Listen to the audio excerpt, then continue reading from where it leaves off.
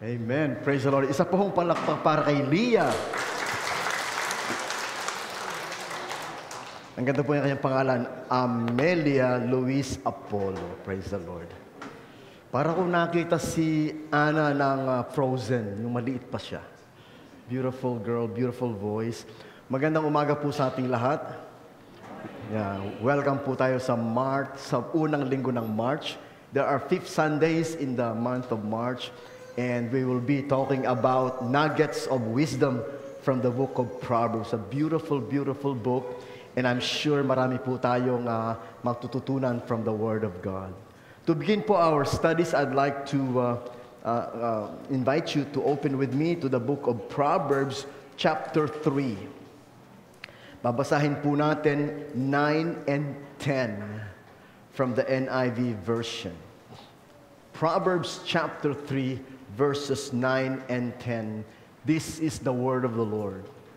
Honor the Lord with your wealth, with the first fruits of all your crops. Then your barns will be filled to overflowing, and your vats will brim over with new wine. May the Lord bless the reading of His holy word. Please bow your head and join me in a word of prayer. Father in heaven, salamat po sapagkat ang iyong mga salita ang aming kalakasan, ang iyong mga salita ang aming gabay, ang aming liwanag, ang iyong mga salita ang aming inspiration, ang iyong salita, Panginoon, ang aming gabay sa bawat araw, ang aming kaaliwan, ang aming Panginoong kalakasan sa bawat araw. And thank you that this church is focused mainly on what the Bible says, and we are committed to teaching to all our members and to all our friends all over the world to give them the powerful, living, alive Word of God. And thank you for anointing your speakers na nakatayo sa likod ng pulping ito, from our chairman to myself and to our mga predikador na tumatayo dito, Panginoon. It is your Holy Spirit, it is your anointing that gives us the confidence to share the Word of God. And so today, please help us with an open mind and open heart to accept the blessings of your words. We pray in Jesus' name. Amen and amen. Wala po si Doktora today. Hindi ko po siya nakasama kasi po I'll be working the whole day. Pagkatapos po ng service, ako po ay merong child dedication dito po sa may Malanday. At mamayang gabi po ako po ay magsiservice sa Patay. So wala na po akong uwian. Kaya sabi niya, Daddy, mag-online na lang ako. And let me tell you, ang atin pong online ay very clear. Ang sound very clear. Ang video very clear. It's beautiful, beautiful. Matutuwa po kayo, ma-enjoy nyo na ma-share ang atin pong mga online na mga services. So please share our online services. Ang ating pong topic this morning ay pinamagalan po nating Covenant Promise on Giving. Covenant Promise on Giving. Now, God is a covenant-making God. From the very beginning, ang Panginoon po ay gumagawa ng covenant sa atin. Tinawag niya si Abraham. Abraham, I will bless you. I will make you a blessing. Anyone who bless you will bless you if you obey and follow my words. Ganon din po ginawa niya kay Noah. Noah, you prepare the ark. Noah, you do according to my instructions and I will save you and your family. Yun po ginawa niya kay Moses. Ginawa niya sa mga Israelites. Ginawa niya kay David, kay Solomon, sa mga prophets. Even si Jesus in the New Testament, He made covenant with His people. A covenant is an agreement. Sabihin niyo po, agreement. It's an agreement that if you do this and obey me, I will do this and bless you. Covenant. Ganon din po sa giving, mga kapatid. Sa giving, there is a covenant in the Word of God. Ito pong focus na ito ay sa book of Proverbs, pero mababasa po natin sa bagong tipan ang mga salita ng Panginoon pagdating sa giving. Magbigay kayo at bibigyan kayo ng Diyos. That's the covenant. Magbigay kayo bibigyan kayo ng Diyos. At ang kanyang pangako, ang ibibigay sa inyo ay siksik, liglig, umaapaw pa ang ibibigay sa inyo. That's the agreement. That's the covenant. At ngayon pong umaga, makikita natin, ito po ay very clear teaching in the book of Proverbs. Ito pong una niyang salita sa verse 9, sa Tagalog. Parangalan mo ang Diyos mula sa iyong kayamanan. Yung pong salitang honor the Lord, parangalan mo ang Diyos, ay isang bagay na hindi lang po sinasabi. Kasi po marami sa atin, we honor the Lord by what we say. Oh, I honor you. Oh, I praise you. Oh, I love you. But honoring the Lord is more than just the words we say. Honoring the Lord is what we do. Sabihin niyo po, what we do. Kagabi po, ako din po ay nasa funeral service. Meron po kaming service kagabi at karaniwan po sa mga lamay sa patay at mga service sa patay, may mga nagsasalita. Napakasarap pong umupo doon at pakinggan yung mga nagsasalita tungkol doon sa namatay. Ang tawag po natin doon ay luksang parangal. Na sinasabi nila kung gaano kabait, kung gaano kabuti, kung paano matulungin, kung gaano kasipag maglingkod sa Panginoon. Ino-honor natin yung namatay. Kaya nga po, luksang parangal. Ino-honor natin. In the same way po, sa mga ibang okasyon naman, kamukha po yung Oscar. Ewan ko kung nakapanood kayo ng Oscar sa Amerika, ino-honor nila yung, first, I want to thank my wife for helping me. I want to thank my friends. Ino-honor niya yung mga tao na tumulong sa kanya, kung bakit niya naabot yung kanyang maaabot. Malapit na po mga graduation. Marami pong mga speech yan sa mga nag-graduate. At sinasabi ng mga batang valedictorian, yung mga tulong ng kanilang mga teachers, yung tulong ng kanilang mga magulang, to give them honor and recognition. But you know what? Sa dami-dami po ng ating ino-honor at nire-recognize, minsan ang nakakalimutan nating bigyan ng honor at recognition ay si Lord. Yung patay na o-honor, pero si Lord nakakalimutan. Kaya nga po ang sabi ng Biblia, above all, honor the Lord. Sa Tagalog, parangalan mo ang Diyos. Paano po bang pinaparangalan ang Diyos? Tayo nasa simbahan, tayo po ay narito para parangalan ang Diyos to honor God. Pero dito po, very specific, parangalan mo ang Diyos mula sa iyong kayamanan. Taas nga po ang kamay ng may kayamanan. Nako. si Jam lang ang may kayamanan. Ulit ko po, taas po ang kamay ng may kayamanan. Hindi nila matanggap na sila'y mayaman eh. Alam niyo po mga kapatid, ang kayamanan, hindi naman pera lang ang ating kayamanan. Whatever we have. In fact, ako po'y tumayo dito at nagdadrive ako kanina, iniisip ko yung pong babaeng balo. Babaeng balo. Taas nga po ang kamay ng mga babaeng balo sa atin. Yan, yung mga widower. Yan. Marami po tayong babaeng balo dito. Yung pong babaeng balo, pumasok sa templo. Samantalang si Kristo at ang kanyang mga alagad ay nakatayo doon sa malapit sa lagayan ng mga offering. Doon po siya nakatayo eh. Nakatayo siya doon kasama ng mga alagad. At lumapit ang isang babaeng balo. At naghulog ng 2 kusing. Inihulog niya. Kasunod po niya ay pumunta ang isang mayaman na may dalang bitbitan at ibinuhos niya sa lagayan ng offering yung lahat ng kanyang mga offering. Napakalaki ng kanyang offering. Napakadami ng kanyang binigay. Nakatingin si Kristo at sinabi ng Panginoon, mas malaki yung ibinigay ng babaeng balo. Bakit?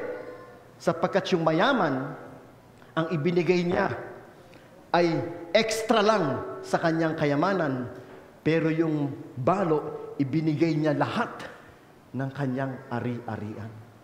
Now, mga kapatid, this morning, nung kayo po ay humugot sa inyong wallet at naglagay sa offering, iba po sa inyo nagbigay ng 1,000. Iba nagbigay ng 5,000. Baka nga po may nagbigay ng 10,000. Pero ang tinitingnan ng Panginoon, hindi po yung nawala, kundi yung natira Di po ba? Kasi yung pong balo, wala siyang itinira, ibinigay niya lahat yung 2 kusing.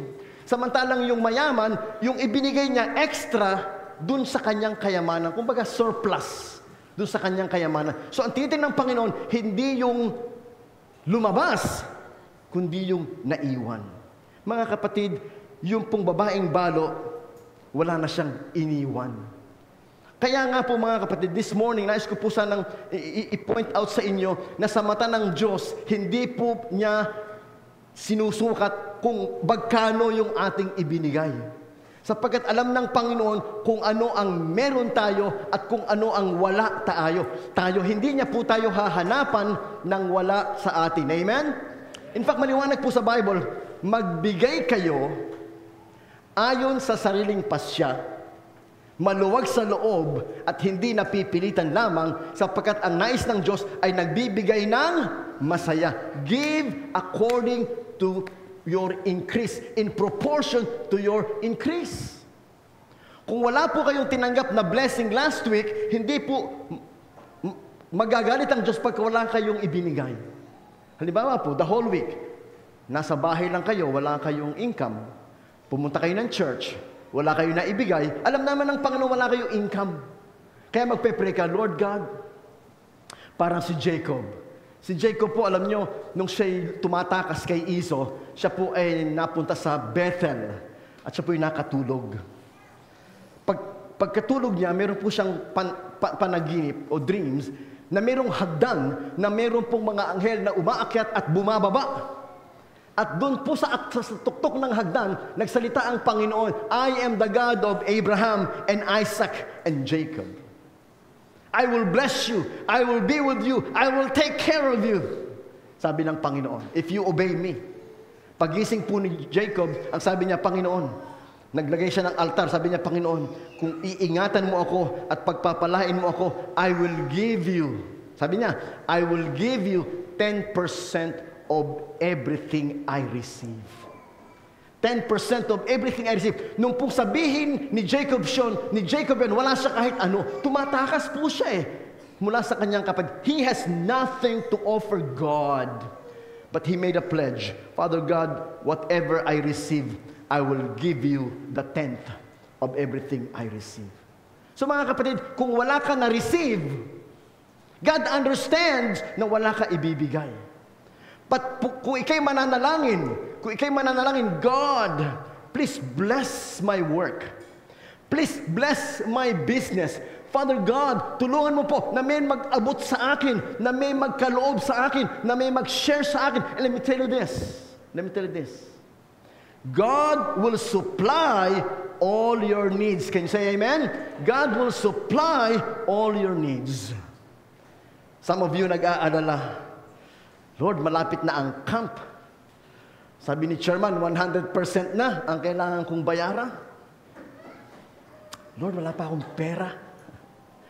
Sino po sa inyo may pera na para sa camp? Ayan. Thank you, Chairman. Sister Jojo, dagdag mo kami 4. Ayan, kami 4. So, ilista muna kami doon. So, 34 na nakalista. Ayan. Let me tell you this, mga kapatid. If you pray, God will provide. Sabihin niyo po, God will provide. Natatandaan ko po last year, ang camp natin, nabagyo tayo, binagyo. Kaya po yung ating baptism sa camp, dito na natin itinuloy. But it was a beautiful, powerful camp. It's such a joy to be there.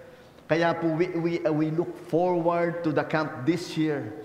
Yun po parang family retreat nating lahat. Di po ba? Gusto niyo mga pamilya niyo nagbabakasyon na para malayo-layo kayo sa mga stress, malayo kayo sa mga mga kapatid, sa mga burdens. So magbakasyon tayo doon kasi doon napakalamig.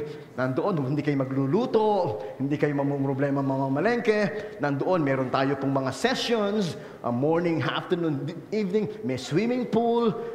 Napaka gandang panahon para mag-relax. Not only as a family, but as a church. So, kaya po napakahalaga sa atin ng camp. Family camp.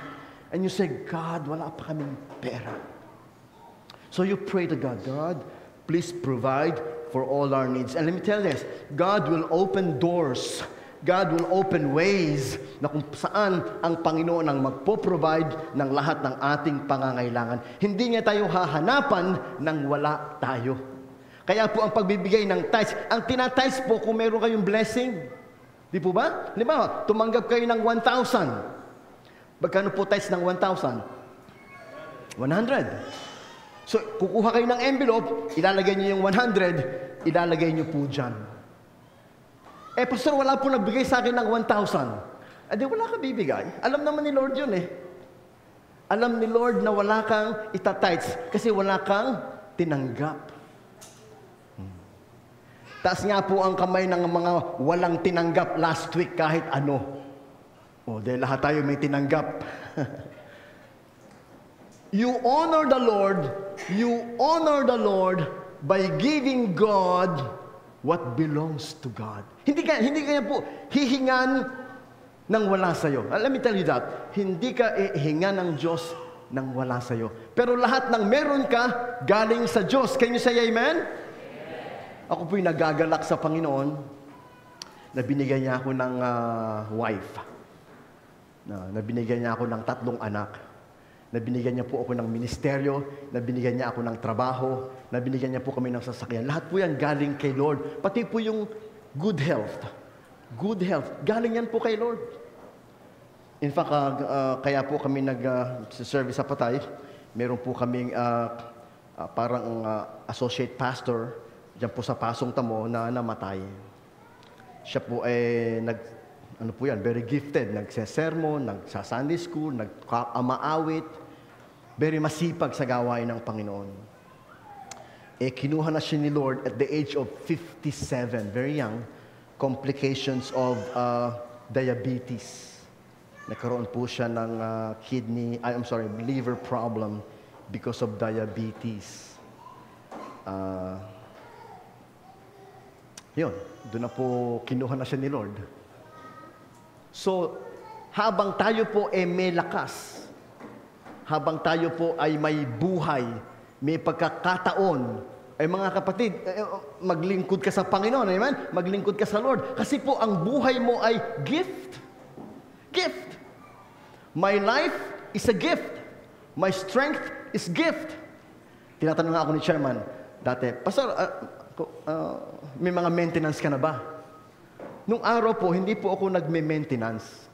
Bagamat tumataas ang blood pressure ko, ayaw ko mag-maintenance kasi isip ko, hirap ata may maintenance. So, taas-taas lang yung blood pressure ko. Nahihilo ako, minsan hindi ako makapunta sa school, hindi ako makapunta Kasi nahihilo ako kasi meron akong high blood. Sabi ni Chairman, Pastor.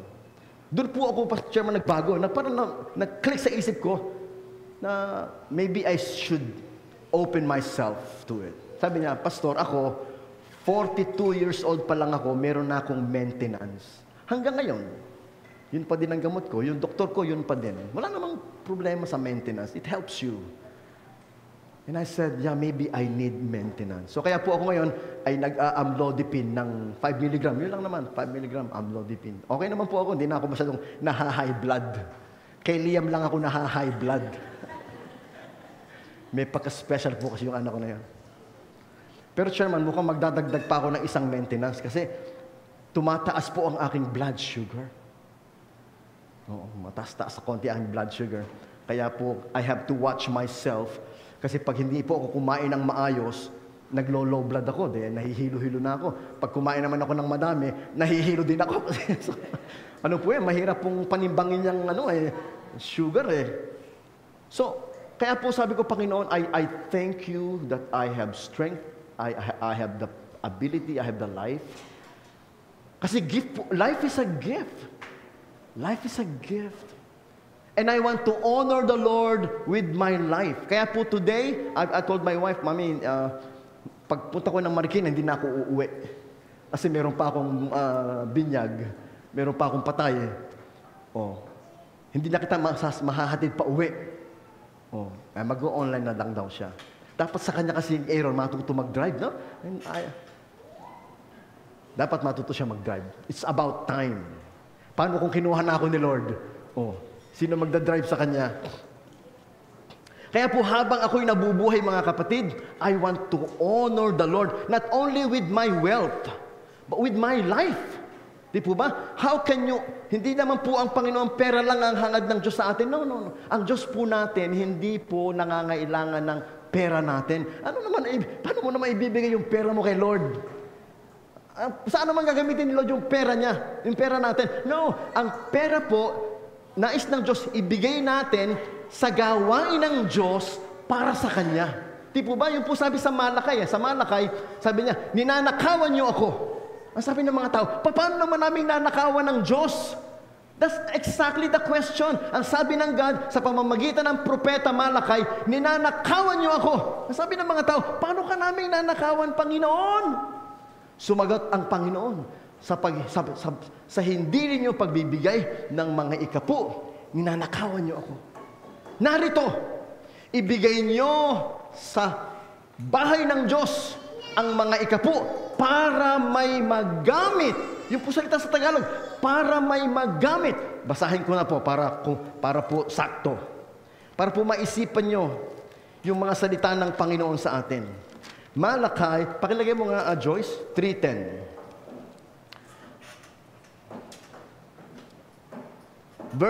Mas maganda po siguro, verse 8. Para po makuta natin. Verse 8. Will a mere mortal rob God? Ha? Tayo pang mga mortal, manakawan natin ng Diyos, yet you rob me. But you ask, how are we robbing you? Ang sabi ng Panginoon, in tithes and offering. 9. You are under a curse. Your whole nation has been cheating me. You see mga kapatid, pag hindi mo binigay kay God yung para sa God, you are cheating God and you are under a curse. Para po ba sa pagtatax yan Sino po sa inyo ang hindi nagbabayad ng tax? Nako, cheating yun, di ba mano? Pag di ka nagbayad ng tax, cheating yun. You are cheating the government. But here, pag hindi ka nagbigay ng tithes and offering, you are cheating God and therefore, you are under a curse. Ibig sabihin yung negosyo mo, hindi po nabe-bless. Instead, may curse. Yung trabaho mo, walang blessing. Instead, may curse. That's what the Bible says. You are under a curse, for your whole nation has been cheating me. Verse 10, bring all. Hindi po 1/2 of tithes, hindi po 3/4 of the tithes, all of the tithes. Bring all the tithes into the storehouse. Yung pong bahay ng Diyos, storehouse. So there will be enough food in my temple. You see, ang tithes ng Panginoon belongs to the temple. Hindi po yan belongs to the chairman o to the pastor. Wala naman po kaming ginagastos na mga tithes. No. Si Kiboloy, oo, kinukuha niya lahat ng tithes ng mga tao. Si Kiboloy, hindi naman po kami si Kiboloy. Hindi po namin ginagalaw yan. Because the tithes belong to the temple of God. Para po may pambayad tayo ng kuryente, para po mayroon tayong pang-outreach, para mayroon tayong pang-support sa mga workers. Sabi niya, bring all the tithes into the storehouse so there will be enough food in my temple. If you do, says the Lord of heaven's army, I will open the windows of heaven for you. Sino po may sabi? Si God. Ang sabi ni God, I will open the windows of heaven for you. I will pour out a blessing so great you won't have enough room to take it in. Try it. Put me to the tests. Mga kapatid, this is the word of God, and God is saying, you try that, subukin mo ako. Para ba sinabi ni Sharma, kasi si Sharma nangangako pag maaga kayo sa Sunday school, bibigyan ko kayo ng barbecue. You remember last time? Meron tayong barbecue? Maraming umaga, maraming dumating na maaga. Sabi niya, taas ang kamay ng mga maaga, taasan ang kamay. Sabi niya, ipasok niyo na yung barbecue. Test me, try me kung hindi ko gagawin. Parang ganun si chairman Pag nangako ako, you try me kung hindi ko gagawin. Si chairman yun. Kaya hindi na naulit yung pangako niya Sa susunod ulit. If chairman can make good on his promise, God can make good on his promise. Amen? Hindi po kami ni chairman ang nangangako sa inyo na pag binigay niyo yung inyong tithes, kayo po'y pagpapalain ng sagana na walang enough room para ma-contain ninyo, para magkasya yung pagpapala ng God. Natutuwa po ako kay Leah ngayon umaga. Migs, grabe pagpapala ng God. Asan ba si Migs? Ayun sa likod. Grabe ang pagpapala ng God sa'yo. Binigyan ka ng beautiful daughter na ang galing-galing kumanta. Binigyan ka ng beautiful wife. Binigyan ka ng napakababait na mga biyanan. Naku, napakahirap kayang maghanap ng mabait na biyanan. Di po ba? Binigyan ka ng napakabait na sister-in-law. Aba, kung ako naman sa iyo, Migs, nasa mo si Migs? Ayun, sa kabila. Kung ako naman sa iyo, Migs, bakit hindi mo ibibigay yung best kay Lord? Napakabait ni Lord. Tapos, hindi mo bibigay yung best kay Lord? Ganoon din naman si Savior. Natutuwa ko kay Savior kasi lagi silang nandyan. Binigyan ka ba naman ng magandang asawa? Si Mia. Binigyan ka ng mabait na biyanan, si Ka Cosme. Binigyan ka ng gwapong-gwapong anak. Ano pa mahihiling mo? Si Jam, saka si Neil. Neil, no? Natutuwa tayo kay Jam, kay Neil, sa kanyang mami na lagi nandyan. Kasi po, napakabait ng Diyos. And they are now regular sa ating church. Napakabait ng Diyos. Binigyan ka ba naman ng napakaraming blessing? Bakit hindi mo ibibigay yung iyong best sa Panginoon? Hindi ka naman niya hihinga ng wala sa'yo. But hindi niya po ko hinihinga na kumanta. Mga kapatid, hindi ko kailanman narinig na kumanta ka. Sabi, hindi niya hihingi sa akin yung wala sa akin. Wala po akong gift of singing.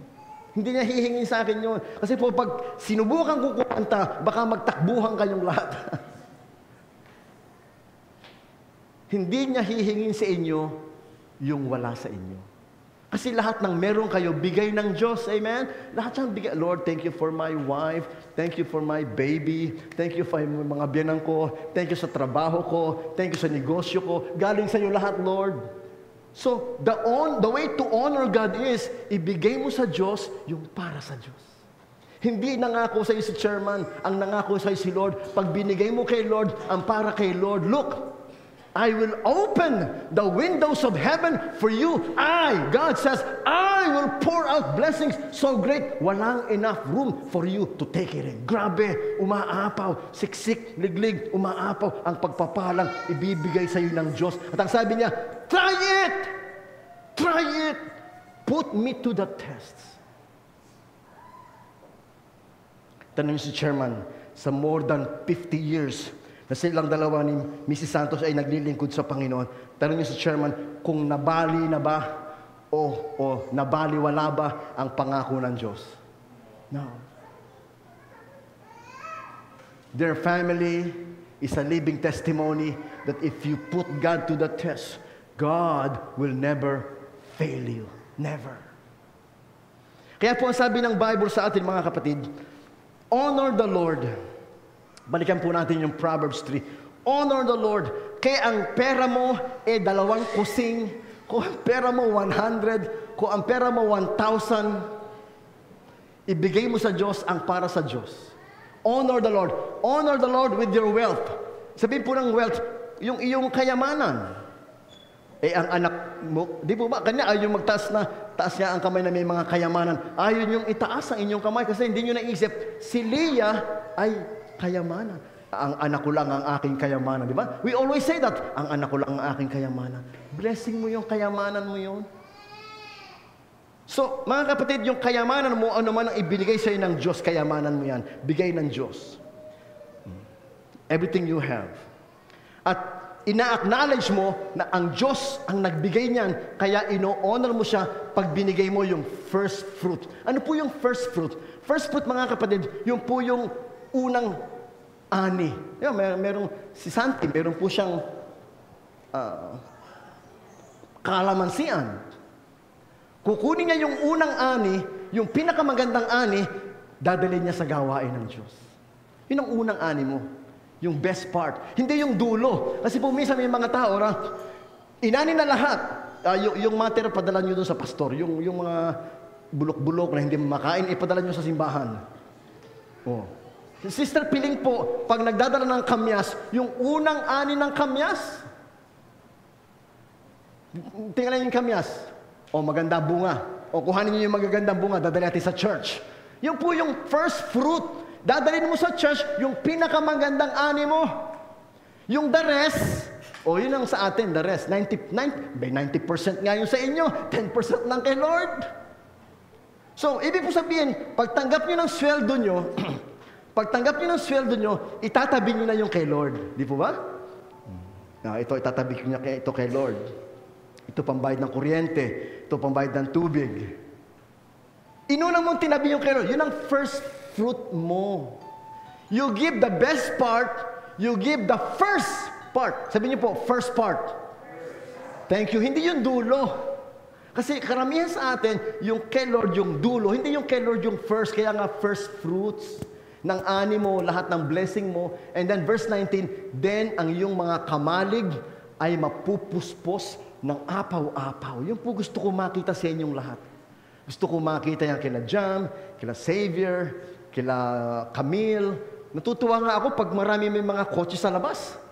Natutuwa ako kasi alam ko pinagpapala mga miyembro. Natutuwa ako na dumadami ang mga may trabaho, dumadami ang nakaka-graduate. Natutuwa ako sapagkat alam ko tunay ang Diyos, pinagpapala kayo. Kaya nga po, excited ako sa inyo. Pag nakikita ko sa Facebook, may na-promote, praise the Lord. May blessing, praise the Lord. Natutuwa po tayo kami ni Chairman. Natutuwa kami kasi pinagpapala kayo ni Lord. At yun naman po pangako, ibigay nyo kay Lord para kay Lord, i-honor mo si Lord, at ang iyong kamalig ay mananagana o overflow. At ang iyong vats will flow over with new wine. Pero mga kapatid, hanggat hindi po natin ibinibigay sa Diyos ang para kay Lord, honor natin si Lord, wala po tayong maaasahan. Kaya po ako nalulungkot sa iba sa atin na ayaw magtapat, paano tayo pagpapalain? Ano po sabi ng Biblia? Ang nagtatanim ng kakaunti, aani ng kakaunti. Ang nagtatanim ng sagana, aani ng sagana. Ang hindi nagtatanim, walang aanihin. So mga kapatid, kung kayo po hindi umaani, I'm sorry to say, it's not the fault of God. Wala kaming ani. Paano tayong aani? Hindi tayo nagtatanim. Magtanim kayo ng paglilingkod, aani kayo.